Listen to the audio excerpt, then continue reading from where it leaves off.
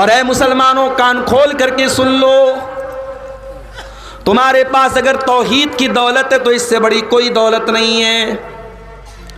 दुनिया की सारी दौलतें इस दौलत के आगे बेकार हैं। अल्लाह की बारगाह में ज़मीन भर के सोना भी अगर कोई लेके आ जाए और तौहीद न लेकर के आए, वो अल्लाह के अजाब से नहीं बच सकता। अल्लाह फरमाता है, इन्नल्लज़ीना कफ़रू व मातू व हुम कुफ़्फ़ारुन फ़लन युक़बल मिन अहदिहिम मिल्उल अर्ज़ि ज़हबा। जिसका इंतकाल कुफ्र की हालत में हो गया, जो तौहीद के बगैर दुनिया से चला गया, जिसके पास सब कुछ है, तौहीद नहीं है, और उसी हाल में उसका इंतकाल हो गया, अल्लाह फरमाता है कल क़यामत के दिन वो ज़मीन भर के सोना भी अगर लेके आ जाए, अल्लाह के यहाँ उसका ज़मीन भर के सोना भी कबूल नहीं किया जाएगा। उसका ज़मीन भर के सोना भी उसको जहन्नम की आग से नहीं बचा पाएगा। ऐ मुसलमानों, हम बहुत गरीब हैं, बहुत कमज़ोर हैं, बहुत लुटे पिटे हैं, लेकिन अगर तौहीद को बचा के लेके चले गए तो इससे बड़ी कोई कामयाबी नहीं है। इसीलिए अल्लाह कुरान में बार बार हमें तौहीद की हिफाजत करने का हुक्म देता है। कहीं फरमाता है, वला तमूतुन्न इल्ला व अंतुम मुस्लिमून। ऐ मुसलमानों, तुम्हें मौत ना आए मगर इस्लाम की हालत में। तुम मरना तो इस्लाम को लेके जाना, तुम्हें मौत आए तो तौहीद को लेके अल्लाह के पास जाना। पांचों टाइम की नमाज हम पढ़ते हैं, नमाज की हर रकात में सूरह फातिहा पढ़ते हैं। सूरतुल फातिहा के अंदर हम बार बार अल्लाह ताला से एक दुआ मांगते हैं, इहदिनस सिरातल मुस्तकीम। आय अल्लाह, तू सिरात मुस्तकीम पर हमको चला, तू इस्लाम के ऊपर हमको चला, अपने सच्चे दीन पर तू हमको चला। सिरातल लज़ीना अनअमता अलैहिम। आय अल्लाह, तू उनके रास्ते पर चला जिनके ऊपर तेरा इनाम हुआ, जिनके ऊपर तेरा करम हुआ। आय अल्लाह, तू नबियों के रास्ते पे चला, तू सिद्दीकीन के रास्ते पे चला, तू शुहदा के रास्ते पे चला, तू सालिहीन के रास्ते पर चला। गैरिल मग़दूबि अलैहिम वलद्दाल्लीन।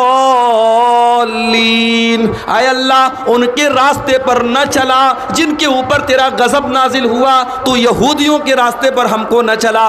और आय अल्लाह, उनके रास्ते पर न चला जो भटक गए, ईसाइयों के रास्ते पर हमको न चला।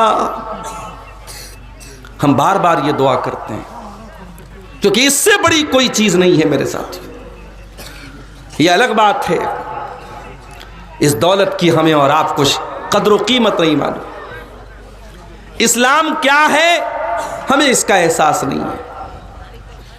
इस्लाम इतनी बड़ी नेमत है, जब जन्नती जन्नत में जाएंगे तो क्या कहेंगे, वक़ालुल हम्दुलिल्लाहिल्लज़ी हदाना लिहाज़ा। जन्नती जन्नत में जाने के बाद कहेंगे, अल्लाह तेरा करम है, तेरा शुक्र है, तूने तौहीद की हिदायत की नेमत से हमको नवाजा।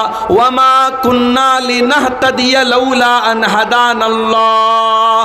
आय अल्लाह, अगर तू हमको हिदायत न देता तो हम हिदायत पाने वाले न होते।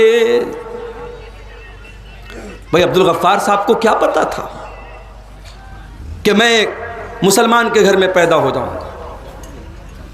ये तो अल्लाह ताला ने मेरी किस्मत संवारी कि मैं मुसलमान के घर में पैदा हुआ। किसी मुशरिक के घर पैदा होता तो किसी गाय को देख करके मैं भी हाथ जोड़ रहा होता, किसी गाय का पेशाब मैं भी पी रहा होता। तो अल्लाह अगर हमें हिदायत ना देता तो हम हिदायत नहीं पा सकते थे मेरे प्यारे साहब।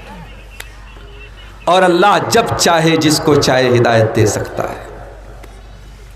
हमारे उत्तर प्रदेश में एक शहर आजमगढ़, आजमगढ़ में एक नौजवान लड़का जिसका नाम बाके राम था, गैर मुस्लिम घराने से उसका ताल्लुक था।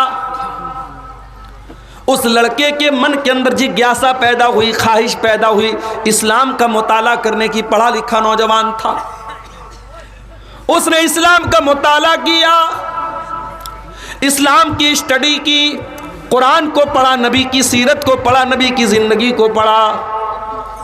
एक मौलवी साहब से मिला, मौलवी साहब मैं इस्लाम को स्वीकार करना चाहता हूं, क्या करना पड़ेगा? मौलवी साहब ने कहा जाओ गुस्ल करके आओ।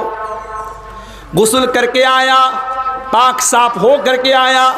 मौलवी साहब ने कहा चलो कलमा पढ़ो, अशहदु अल्ला इलाहा इल्लल्लाह, मैं गवाही देता हूँ अल्लाह के सिवा कोई इबादत के लायक नहीं है, व अशहदु अन्ना मुहम्मदन अब्दुहु व रसूलुहु, और मैं गवाही देता हूँ कि मोहम्मद सल्लल्लाहु अलैहि वसल्लम अल्लाह के बंदे हैं, अल्लाह के रसूल हैं।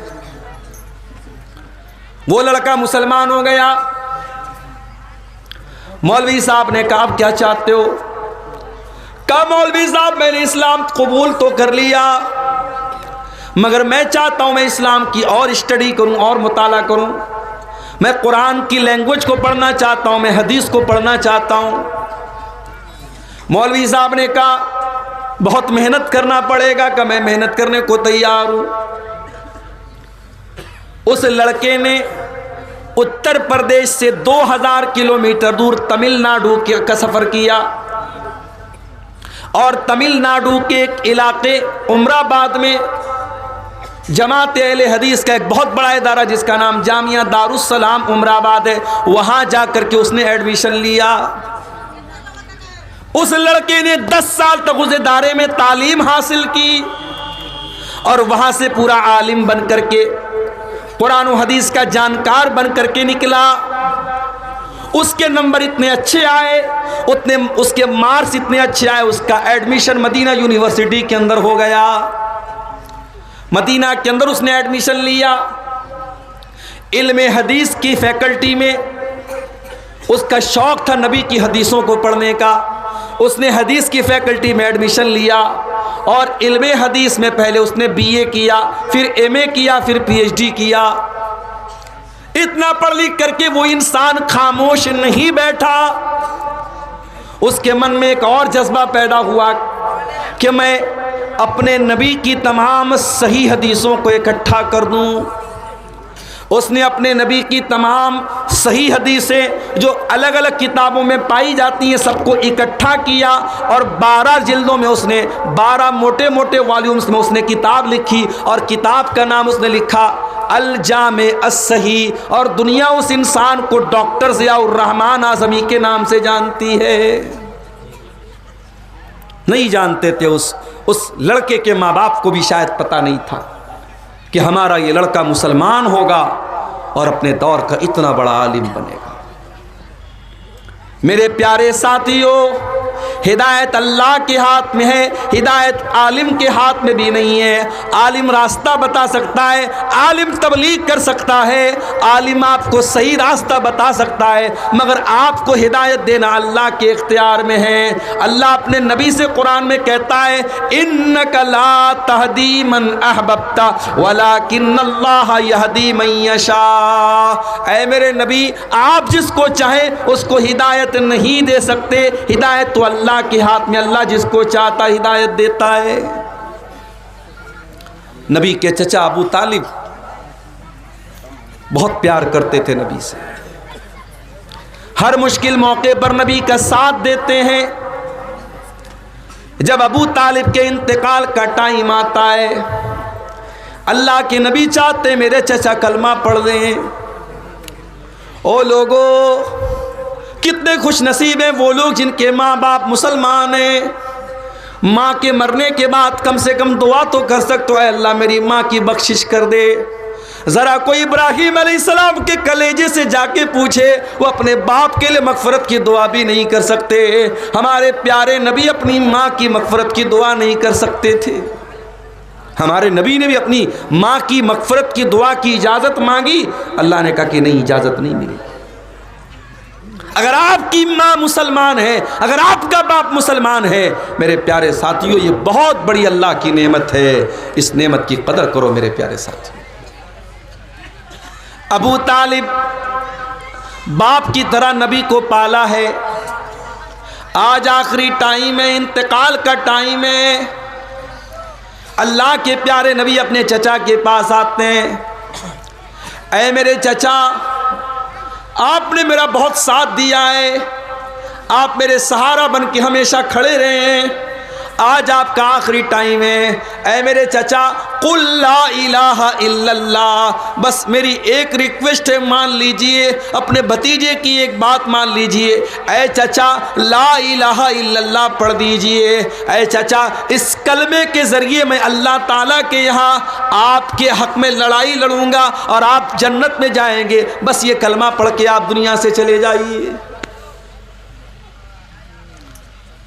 अबू तालिब सोच में पड़ गए, क्या करूं? भतीजा इतना बोल रहा है, पढ़ दूं क्या कलमा? वहीं पर अबू जहल बैठा था, वहीं पर अब्दुल्ला बिन उमैया बैठा था। उसने कहा, अबू तालिब खबरदार, मरने का टाइम है, जिंदगी भर अपने बाप दादा के तरीके को फॉलो करते रहे, मरने के टाइम कहीं बाप दादा से बगावत मत कर देना।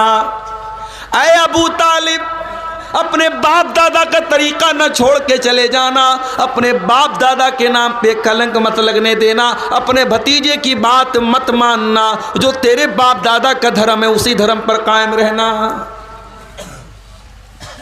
अबू तालिब ने कलमा नहीं पढ़ा। आखिरी जुमला जो अबू तालिब की जुबान से निकला, बुखारी और मुस्लिम की रिवायत, अबू तालिब ये कह करके दुनिया से गए, अला मिल्लत अब्दुल मुत्तलिब, मैं अपने बाप अब्दुल मुत्तलिब के मजहब पर दुनिया से जा रहा हूँ। इसीलिए उलमा कहते हैं कि सोहबत का बड़ा असर पड़ता है। अगर अबू तालिब के पास वो अबू जहल न बैठा होता, अब्दुल्ला बिन उमैया न बैठा होता, तो शायद अबू तालिब कलमा पढ़ लेते। मगर बुरी संगत और बुरे लोगों के साथ आप उठेंगे बैठेंगे तो उसका असर तो जरूर पड़ेगा आपके।